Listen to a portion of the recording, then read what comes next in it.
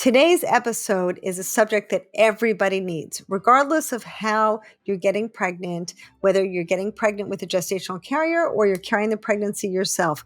We need to think about pregnancy. We need to think about how to support the pregnancy, nutrition, supplements, acupuncture, all of it.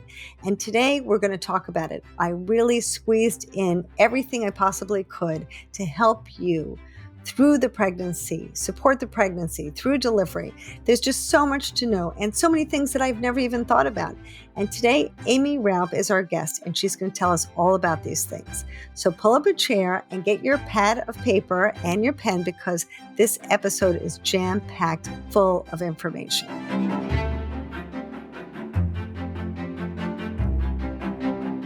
Welcome to Donor Conception Conversations. This is the one podcast created exclusively for people who are planning to use donor conception to build their families or who have donor-conceived children. I'm Lisa Schumann. I'm your host. I'm a researcher, an author, a therapist, and I'm passionate about helping people have a better path to parenthood.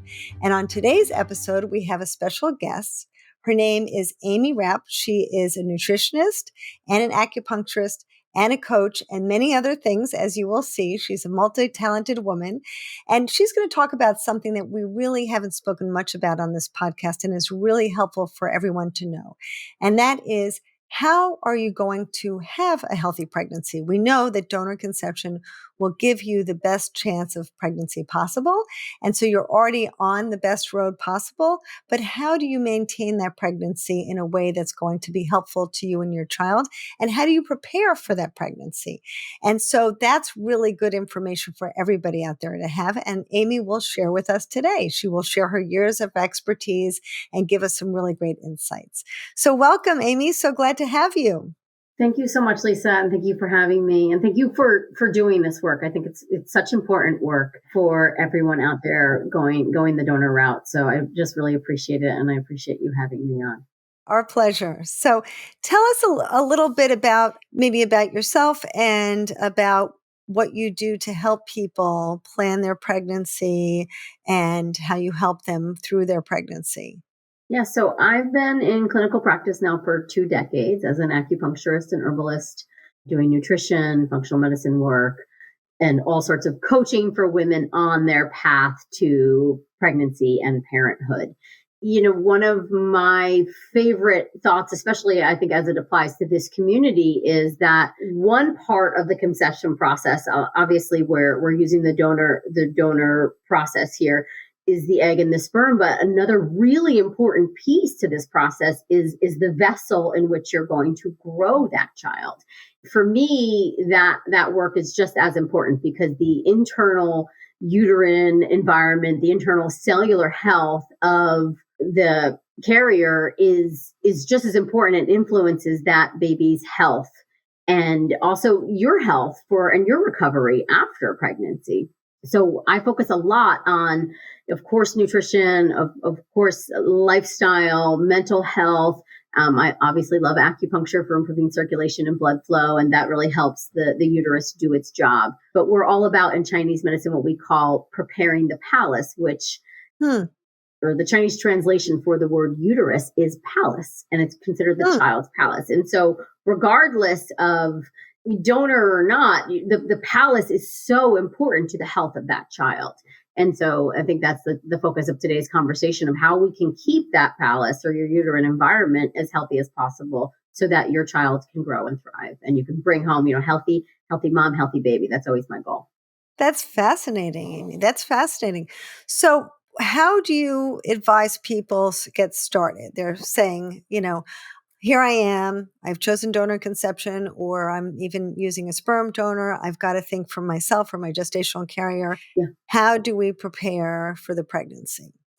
I mean, I prepare for the pregnancy very similar to how, I'm looking at optimizing health across the board for anyone I'm working with. So I want to make sure that nutritionally, right, we're able to absorb all of our nutrition, that we're hitting our marks, right, where, we know in pregnancy, it's really important for a woman to get good amounts of protein. They seem to be, protein intake seems to be correlated with less likelihood of preeclampsia, right? And healthier pregnancies Mm-hmm. and terms. So I'm always looking at advising on upwards of 80 to 100 grams of protein a day, 6 to 8 servings of vegetables, good quality fats. We know the fats are so critical for baby's brain development, right? And so that's a huge focus. And another focus that I really take seriously, and I think every person out there should, is the influence of environmental toxins and endocrine disrupting chemicals that we know can impact babies' health and development in utero as well. So going non-toxic with our lifestyle is another huge thing that we can do to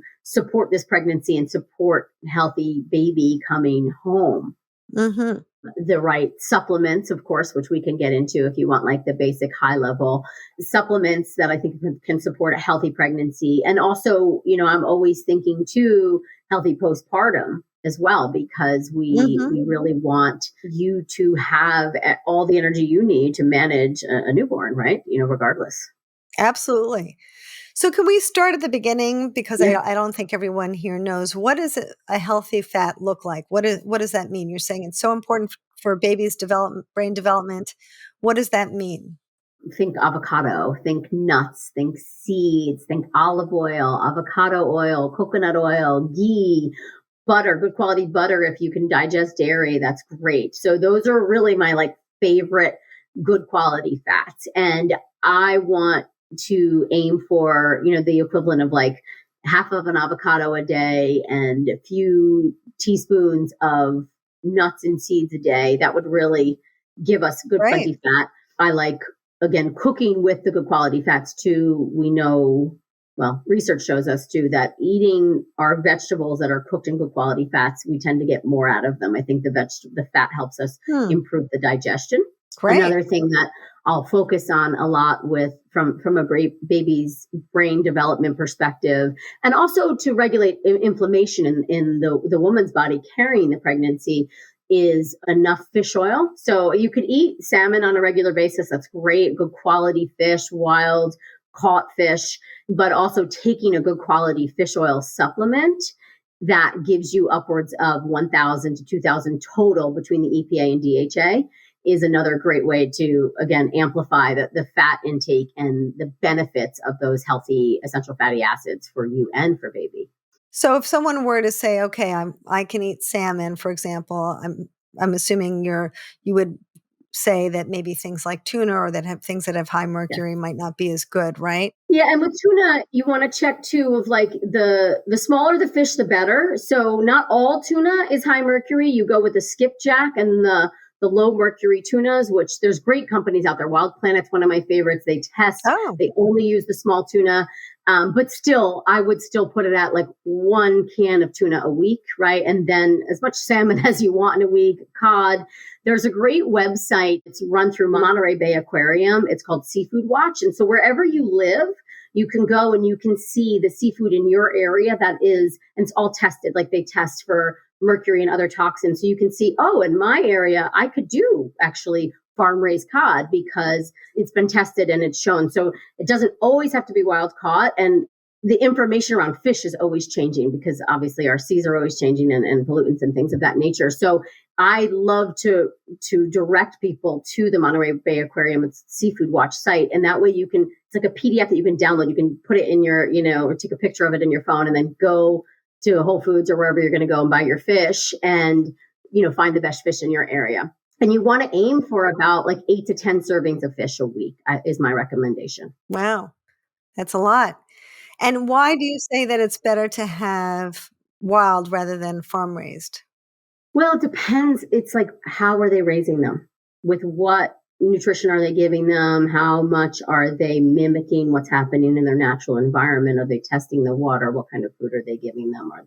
So there's all sorts of layers to that conversation, but there are really good farm raised fish out there. So I think some people blanketly state you can only have wild, and that's not actually true. And sometimes wild can be worse for us because of the waters that those fish are swimming in versus the more controlled environment of the farm. So it really does depend, and it's something that it's like impossible to keep up with. So I just always go to Seafood Watch and check it out that way. Oh, great. That's great advice. So you suggest the fish, you suggest the fish oil or the salmon. and then the nuts. And then you also mentioned to try to take the toxins out of your life. Can you give us some ideas of just a few tips about how to do that? Yeah, so things I would start with, the things that are the most studied, right, that we know that are impacting in utero environment, plastics. So even the BPA free, like the BPS, it's still questionable. I would do your best to avoid plastics. So that means plastic water bottles. I would just go buy yourself a nice like stainless steel carafe, have some filtered water at home. If you're going to buy water out, try to get it in glass bottles, which isn't always easy. And we should start the conversation with perfection does not equal like the best success here. You know, this isn't, I want us to be human and have a human experience and still enjoy this pregnancy and know that, you know, you're doing your best and that baby's getting everything baby needs. But if we could shoot for this 80% of the time, even 70% of the time, we can have a stronger impact, because we do see in the research that plastics, parabens, and I think fragrance, those are kind of the three biggest ones that are impacting health overall of the child in utero and potential outcomes on the other side of like, is there a higher risk of autoimmunity or immune system challenges, things of that nature. And so I would start to pay attention to bath and beauty products. So one thing I point out is like the things you do every day. Frequency and consistency is really what's going to move the needle. So I always give the example, like if I had a speaking engagement and I was getting my hair and makeup done, I'm not going to pay attention. I don't really care. Like just do whatever you're going to do to me and it's going to be fine. But my daily exposure, so my deodorant, my toothpaste, my shampoo, my makeup, I try to go as clean and as non-toxic as possible. And there's tons of great brands out there now. I actually have what we call my Aimee approved list. And I have them. We can actually share them with the audience. I'll give you links. We can share them in the show notes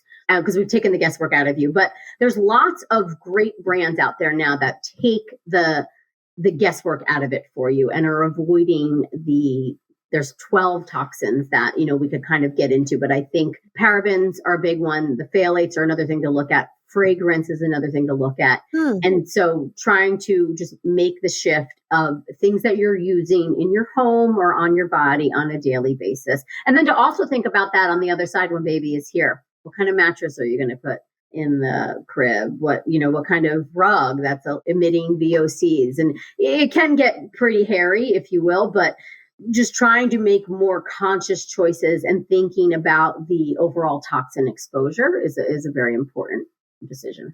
So with a mattress, a baby mattress, it didn't even occur to me that would be an issue. Yeah. You worked hard to get here, and this has been, I'm sure, challenges along the way. And so, you know, thinking about like, okay, now, you know, want to bring baby into this healthy home so I can give them the best outcomes for their future.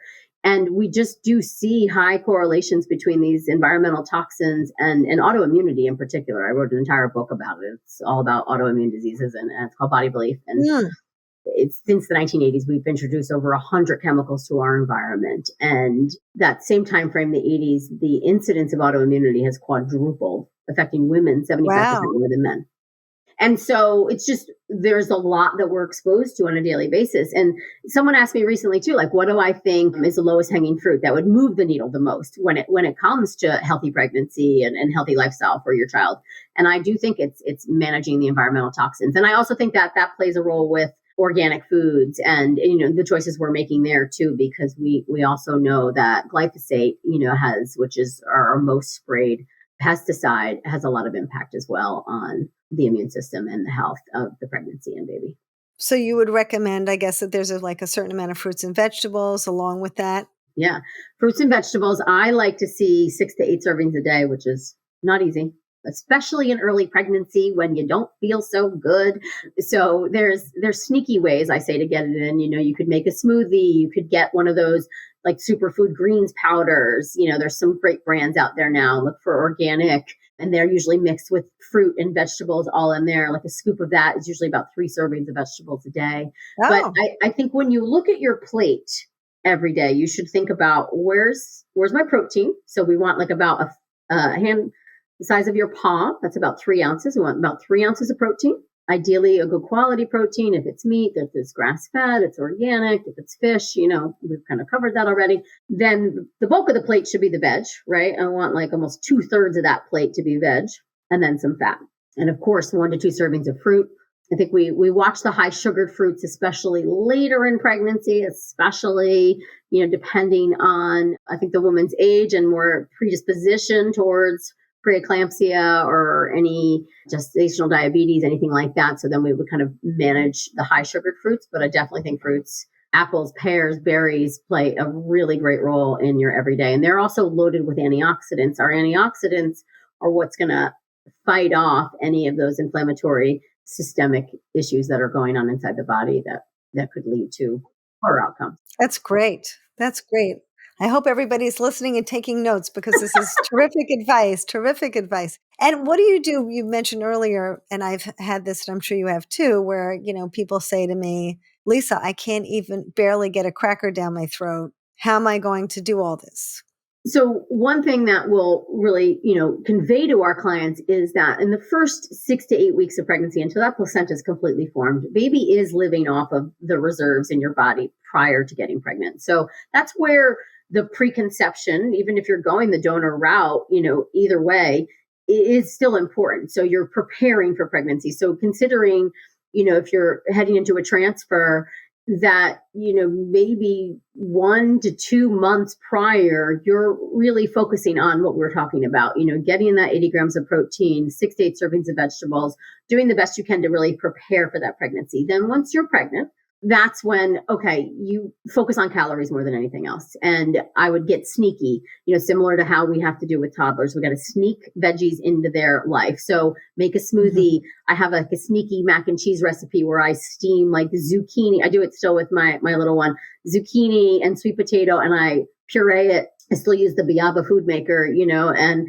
that I got when I was pregnant. And puree it and mix it into the mac and cheese, crack an egg in there. So like anytime you would just want pasta, crack an egg in there and heat it up, obviously fully cooked eggs, please, when you're pregnant. You can add in like a good quality fat. You can add in real cheese instead of the powdered cheese and just try to like pack in your nutrients that way. But usually the first trimester is a bit of a wash diet wise. We do our best. Some days are going to be better than others. And I would just still focus on like, am I getting protein in with this meal? I love like sneaking it in even with like, I like the collagen peptides, or there's like bone broth protein powders.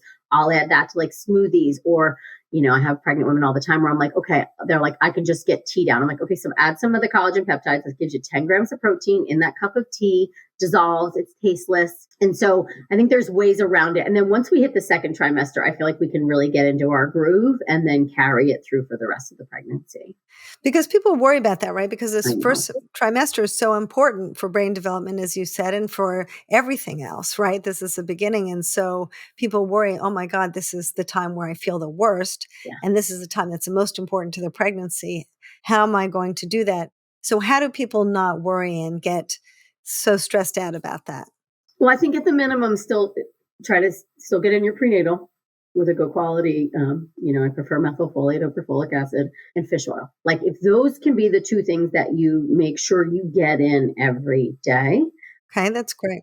And then, every day I think is different, in a first trimester, and what's going to sound more appealing than not. But, listen to your cravings, of course. And then the same thing of like, maybe there's like a non-negotiable smoothie that happens every day. And in that smoothie, you're getting in like a scoop of that greens powder, a scoop of that protein powder, an avocado, and then typically in pregnancy, first trimester, at least what I see, I mean, I feel like I've been doing it a long time. Women love guacamole. So that's a good quick way to get in the healthy fats, guacamole and chips is like the only thing you want to eat, so, okay, do that. That's great. Good tip. Like toast with almond butter and a banana and some honey is like delicious to a first trimester. And so think about that. We're getting a fruit in there. We're getting good protein in there. I would recommend choosing more organic breads than non, because of the glyphosate. Bread, wheat in this country is sprayed 2 times with Roundup, which is just, So like Ezekiel bread, you would say, like Ezekiel. Yeah, Ezekiel's great. The sprouted bread, I love. A good sourdough. There's like so many great options. The Dave's Killer bread, I love. Those are all organic white breads. They have bagels and English muffins and things like that. So it tends to be like a carb heavier time in that first trimester. I would also, like I said, if making pasta, it's such a great sneak. It's just crack an egg or two, like cook the pasta, put it back in like the saucepan, crack a raw egg or two, put the the heat back on, swirl it around till the egg's fully cooked, add a little butter. There's like an Italian name for that dish. So, where you do the egg with the pasta. Oh. I can't remember, but carbonara. That's what it is. It's a carbonara. Mm-hmm. But that's another way. Then two eggs, that's 14 grams of protein right there. Then go have your pasta, add some Parmesan cheese. There's ways to do it, and it requires a little more thought. But I also would say, going back to the very beginning of this part of the conversation, is babies living off of what was in your body prior to getting pregnant. So really think about that preconception lead up. Mm-hmm. Most of the time, again, in a donor situation, we know when we're going in for a transfer, say, so we have some time to plan around that. Or if we're doing donor sperm and an IUI, I think we still have some time to plan for that, right? So in the lead up to really think about that. And that's where that preconception and for you to think, I'm just preparing the vessel. I'm preparing the vessel so that if it is a rough first trimester, my body has everything it needs and baby's going to get everything it needs. That's fantastic. And what about, you mentioned acupuncture, and where do you see that fitting in this process? So I love, again, in the space of supporting conception and pregnancy, I really love, first, there's some research if you are doing IVF, pre and post acupuncture, before and after transfer. The research varied, but I think a couple of the papers were pretty consistent, showing almost a 40% higher success rate in women who did acupuncture in the lead up to IVF. Right. That's why and everyone's going to have a transfer here. So yeah, exactly. That's why everyone loves us. Everyone loves acupuncture for that reason. Those research studies. There's even more research now out that shows consistent acupuncture 1 to 2 months in the lead up to transfer is actually even more beneficial. Oh. But I like it too. Once my girls get that BFP and we're pregnant, I like acupuncture once a week through the first trimester. It's helpful for circulation and blood flow, which we know the uterus needs healthy blood flow to hold that pregnancy, right? I mean, there's just kind of basics for us over here. It also calms the nervous system. You have another partner in your, on your team, if you will, but it can also really help with morning sickness too, because acupuncture also, there's some cool research showing how it regulates blood sugar. A lot of morning sickness is a blood sugar issue. So it's like a catch-22. You don't want to eat, but eating protein is actually going to keep your blood sugar more stable and help with that morning sickness. Another thing that I didn't mention that is important is magnesium. Magnesium in the lead up to pregnancy, and then in that first trimester. So somewhere around 300 to 500 milligrams a day of a good magnesium glycinate, or I like the transdermal magnesiums, like the ones that you spray on. You don't have to digest those. That can also really help with managing blood sugar, which will help with morning sickness as well. So acupuncture through the first trimester, I like once a week. Then I kind of graduate my girls and come in once a month through till the end, till about 35 weeks, and then weekly again to prepare for labor and delivery. That's great. Hi, it's Lisa Schumann. Just popping into your episode to remind you that familybuilding.net is our website, and we are the one-stop resource for everything that you need to build and take care of your family. We have videos, we have individual counseling, and we have group counseling. So no matter what you need on your family building journey, we are here for you to support you all along the way. This is a difficult decision to make. These are difficult processes to go through, and we are here to help you not make mistakes and have the best journey possible. So please feel free to reach out to us 7 days a week. We are here for you. Now, here's where a lot of people get caught. They get nervous because there's so much acupuncture. You need to have someone who's licensed like you doing it correctly. But there's so many times where people get nervous and they think, well, if I use the acupuncture, and maybe at the clinic, they'll say, okay, I recommend during the transfer. What if it activates something that causes me to lose a pregnancy or disrupts a pregnancy in some way? How do I know that I'm getting the right type of acupuncture? One thing I always say is I think it's really hard to create a miscarriage with acupuncture. It's just having done it for so long. And I've also had cases where, it just didn't seem to play a role in that situation. But I think the most important thing for you as the patient is to feel trust with your practitioner. If you just went in pre and post, you don't have a relationship with this person, and now they're saying come in every week, I could see that's a little, you know what I mean? I don't have this established relationship. So I do think yes, obviously only see a licensed acupuncturist, please. Someone with either a master's level or there are doctoral level now. But even better, if you can get a referral from someone you know that has gone through something similar with them, or at least has built that trust.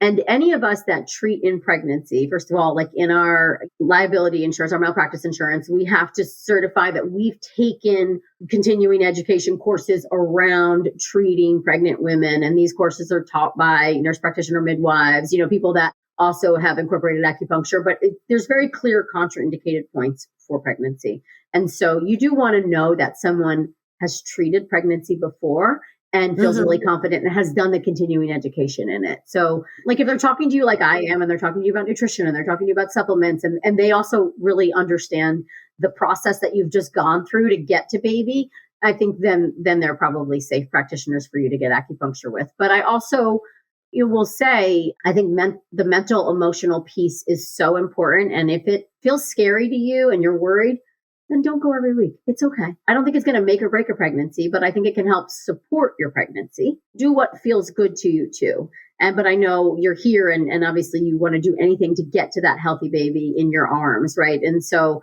interview a few practices and see who feels right and talk to people, ask questions, like I said, get referrals, make sure they've done the continuing ed, and just so that you can feel safe. So there are people who do acupuncture who don't specialize in this area. So it's really best to have somebody who specializes in this area. Yeah. And I think that's just like a simple question. You go to the practice, like, do you support women going through IVF? Do you support women who have done donor conception? Do you support women through their pregnancy? Have you done continuing education in that? And that's why even better of like, chances are, you're listening to podcasts like this, you might be in other groups, where we're talking about donor or things of that nature.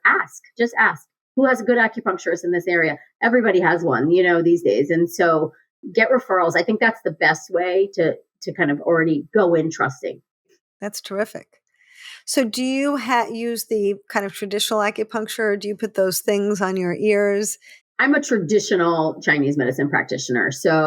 But we use auricular acupuncture and we can do the ear seeds, and I'll also do like seeds on the body at the end. I actually have a whole pregnancy and new mama guide that I'd be so happy to share with the whole community, which you can put in the notes. And there's an acupressure guide in there to help prepare for labor and delivery. And then there's certain points that you can do acupressure on yourself. But if someone comes into the clinic, they're 35 plus weeks, I'm sending them home with seeds on those points and they can massage them themselves. Or if they're in a partnership, the partner can massage them. And that's really helping with cervical ripening. And really, again, acupuncture is so brilliant. I think the most researched thing we know about acupuncture is it's really good at calming the nervous system. And so for anyone that's having some anxiety or just wants to feel calmer because they know that that's going to help baby, then it's a great modality to add to the protocol. I didn't realize that you could use it to support your delivery. How does that work? Yeah, there's labor induction points. I mean, that's why there's contraindicated points in early pregnancy, right? Because we do not want to do like spleen 6 is a popular acupuncture point. We are not doing that. Once you get a positive pregnancy test, because that can cause uterine contractions. But at the end of pregnancy, 35 plus weeks where we, obviously there's lots of questions I'll have about, if you're dilated or not, or if you've had a previous pregnancy and like, well, how did that go? C-section, no C-section, all these things, we'd ask a lot of questions. And that's the other thing too, I think how you would know about the right practitioner. They should have a lot of questions about your pregnancy and all these things. Yeah. But yeah, there are specific points for labor induction. And a lot of nurse practitioner midwives and any doula, anything like that, they all have taken this course on acupressure on how to facilitate labor induction. And I actually have the pamphlet in my new mama guide too, that was put together by a very well-known nurse practitioner midwife who actually is the one who taught me about treating using acupuncture.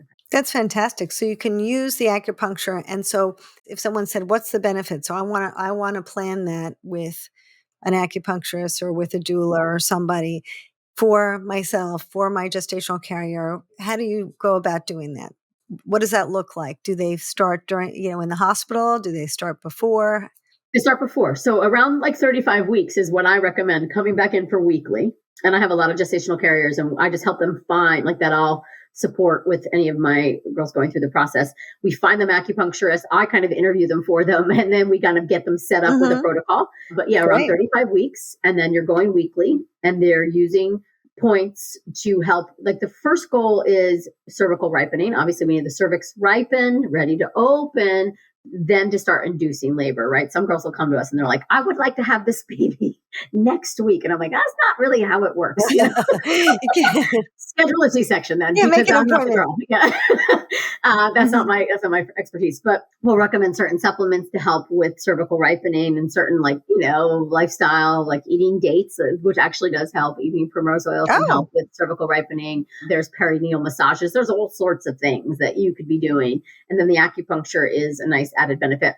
And then depending on the hospital, the acupuncturist would have to, or the hospital has to allow the acupuncturist to have rights. Or if there's a nurse practitioner, midwife who does acupuncture or acupressure, that might be your best bet. But you can I've been at labors before in certain hospitals in New York. They've allowed me to go in and do acupuncture on my patients during labor, which is pretty cool. wow. And yeah, And does it help with the pain? yeah, it'll help relieve Oh, pain. It'll help with efficiency of contractions, again, cervical ripening. And then there's also, if the baby's breech, there's like classic acupuncture. There's like a certain points that you do every day, and we send you home with homework on how to do it to help turn the breech. And that works too. I always say that if the baby's meant to move, it'll move. But some women will choose that versus what is it called? Aversion or inversion, when they go and they actually move the baby. That's kind of painful. right. But acupuncture and moxibustion, which is another modality that we use. It's an herb that we burn. Doesn't touch you or burn you, but it emits heat on a certain point on the pinky toe, can help turn the baby. On your pinky toe. Isn't that funny? Wow. Oh I my know. gosh. UV 67, urinary bladder 67. I mean, it's kind of rando, but there's research behind it. It's pretty cool. And we have girls all the time that are like, they'll just come to us. They're 34 weeks. They found out the baby's breech. They want to turn it before 37 weeks. They'll come in like every week, and we're doing the acupuncture. Oh my And gosh. it does. It seems to help. That's incredible. Yeah. But acupuncture can be used for a lot of things in pregnancy, and in Asian countries. I mean, it's kind of first line of defense for anything in pregnancy, any issues. That's they're going there first. They're going for acupuncture first, then maybe, further for, any other Western medical interventions. But it's a very safe practice. But I think, again, having a practitioner that you feel really confident in. Yeah. Well, I think that whether or not all of you out there ascribe to this sort of treatment, these things that we're talking about so far, there's no downside, right? No downside. If you put something on your pinky toe, there's no downside to trying it, right? You may as well try these things and try to support your pregnancy in any way you can. And of course, having the right nutrition and the right environment is certainly going to be nothing but helpful. The more sticky point, I think, for some people, and what I'd like to ask you a little bit about now, is about herbal supplements, because people do wonder about that. They worry about it. Very often the doctors don't recommend it. Everything up until now that we've been talking about are, no-brainers, it seems like. But I guess when we get into herbal supplements, people have some concerns.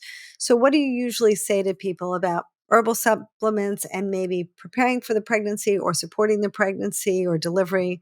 What are your ideas about that? I love herbs. I'm an herbalist and I love to use them. If I have a woman in prep for IVF, I would maybe, depending on the case and kind of all the other things, and like if she's on other medications, things of that nature, put her on herbs in the lead up. Once she starts medication to prep for IVF, I drop the herbs personally. That's just me. I'm like a less is more kind of gal. And then in early stage pregnancy, same thing. I'm not using Chinese herbs. There is a classic Chinese herbal formula that many practitioners feel safe about using in pregnancy, especially in that first trimester. The line of work that we're in, most women that I come across and work with have worked their tails off to get to baby, and it's been a long, arduous process. And so I am all about a less is more approach. And so that even comes with supplements too, where I'm like, you don't need this, you don't need that, you don't need that. Like I am like low level. So I do think there are herbs that are pregnancy safe, and there are practitioners that feel really confident about recommending them. I don't, and even undergoing IVF procedures, what I always say is like, sure, if like I need to help you thicken your lining or whatever, because acupuncture is good for lining and things of that nature, I'll do that in the lead up. But once you start and you're on your estradiol tablets and you're doing whatever, I always say, I'm like, my herbs are not going to compete with that. That's just such a stronger medication. Just listen to your doctor is basically what I always say. So I think you approve of that message. Mm-hmm. Yeah. But there are things, sure, like if you get a head cold, sure, there's like some good formulas, but I also have I have a whole pregnancy protocol for a cold, and it doesn't involve any Chinese herbs. Everything's totally safe, little sprays and neti pot and things like that. So yeah, I think also just from the line of work I've been in, and unfortunately, how many things I've seen go the wrong way that we don't want to go, I am Yes. highly protective of pregnancies. That's my answer there. But again, I am an herbalist and I highly respect my herbs, and I do think some of them are safe. I love to come in postpartum and support with herbs because I think they really help clear out the uterus and help restore and regain, and even help with breast milk supply, things like that. So Oh, I'm always there supporting my patients, but I tend to hold back on herbs in pregnancy. I see. So as you support them through the pregnancy, people through the pregnancy, and then you say, okay, well, maybe now at the end of the pregnancy or after delivery to help with the breast milk, are there other uses for the herbs, other reasons people might at that point choose to use them? In Chinese medicine, again, and I mean, Western medicine sees it this way too. I mean, labor and delivery is like the biggest thing your body's going to go through ever, regardless of how that baby comes out, C-section or vaginal, doesn't quite matter. It's a big procedure and it's a big recovery, and you're losing a lot of blood. And so blood is one of the vital substances in Chinese medicine. So we're all about building blood pre-conception and then post-conception. And blood to us is like the liquid of life, if you will. And that's what helps make the breast milk too. So a lot of women will come to me, and I usually am working with them all the way through the pregnancy, and then postpartum, we're checking in. My breast milk's low, or my hair's falling out, or I'm having hot flashes. Like a lot of that's normal stuff because your hormones are going like this, totally normal. But so we'll come in and try to support and even that out. But I'll do that a lot with diet as well, and a lot with certain supplements. And then, it depends, but some women are ready to get right back in the game at that 1 year mark when they can. And so they want to do everything they can to prepare for that next pregnancy. So, we're thinking about that too sometimes. So it just kind of depends. But I do think, and I say this all the time, I think food is our primary medicine. So I will always come at it first with food, and then you can't out supplement a crappy diet or a crappy lifestyle. So we're going to come in first with food, and then first with lifestyle. In Chinese medicine, herbs are considered food. So then I would come in there. So typically we're just supporting blood. And then sometimes, if there's like lochiastasis or something, something with the uterus, there's an infection postpartum, those are kinds of things that we can really come in and support. Again, I would always take a back seat if there was an infection. I would never be like, yeah, let me give you some herbs. I would send you right to your doctor, and you would be treated with antibiotics or whatever you needed. Mm-hmm.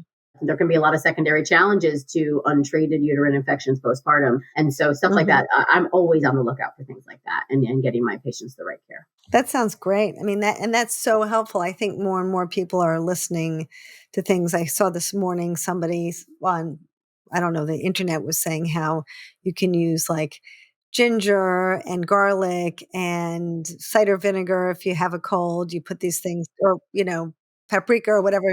I do like a whole clove of garlic. You smash the whole clove, pour some hot water over it, some honey, some fresh ginger, a little apple cider vinegar. It is like the cold remedy. And the neti pot, I mean, you can hear me, I'm congested, I've been fighting allergies. The neti pot is like changes the game. It just does. I love that thing. Use good quality water, make sure it's filtered, a little bit of sea salt. But there's so many things that we can do from a more natural perspective. But like ginger is and cinnamon, those are two of like our favorite Chinese herbs, so there's just foods, and like turmeric. So things like that where I try to get, you could just make a really good quality soup or bone broth and add some herbs to that versus having to take an herbal formula or do herbal supplements, right?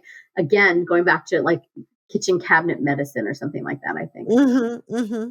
Yeah. And I think for a lot of people that feels, and certainly their doctors, that might feel a little bit more comfortable for them if they have a cold during their pregnancy or there's some other issue they have to work with. Yeah. And I mean, I think there's a time and place for so many things. And I would say that too, if you're working with a practitioner and they're a little pushy about taking certain things during your pregnancy, to me, I'm like, I'm definitely like less is more. But also thinking about like if you've made diet and lifestyle changes, and maybe you've been through previous transfers and they didn't take, and then now, this one did. Stick with what you were doing and through that first trimester if you can. That I think there's something shifting in the environment that's really allowing then for that pregnancy to take. And that's always like a clue. Like whenever we're going through cases, I'm always like, okay, what did she do that time? Because that transfer worked. So let's go back. Let's look at all the dots. I want to connect everything. What did she do that time?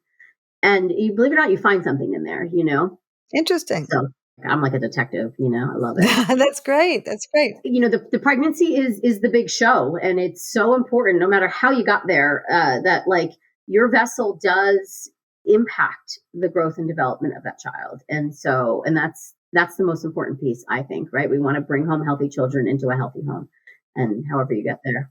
100%, Aimee. That's fantastic. So, Aimee, you are chock full of information. I so appreciate it. It's amazing, all these things that you're sharing with us. It sounds like you've got so many solutions up your sleeve for all kinds of problems. I mean, I think 20 years of clinical experience gives you that more than anything else, regardless of what kind of medicine I practice. I've just seen a lot, and I really like to pay attention to, and obviously it's a lot of it's anecdotal, but what works for one sometimes can work for the other, and then putting those pieces together. But I just think it's so much about slowing down and a less is more approach, and really tuning into like your natural environment and what you can do to support yourself. And also, like, in all of this conversation of like, I don't want you to start beating yourself up of like, oh my God, I'm in my second trimester and I'm not eating enough protein. It's like you're doing the best you can do. Remember that. And baby will take what baby needs from your body. You will be the one who suffers. Baby is smart. Nature is smart. So and it's true. I mean, there's a great book. It's called Deep Nutrition, and she talks all about that, like where it's like it's just the mom who suffers. So I'm all about the preservation of mom, right? So that you can be there for baby, or, gestational carrier are a little different. I mean, I still care about them, of course, and I want them to recover.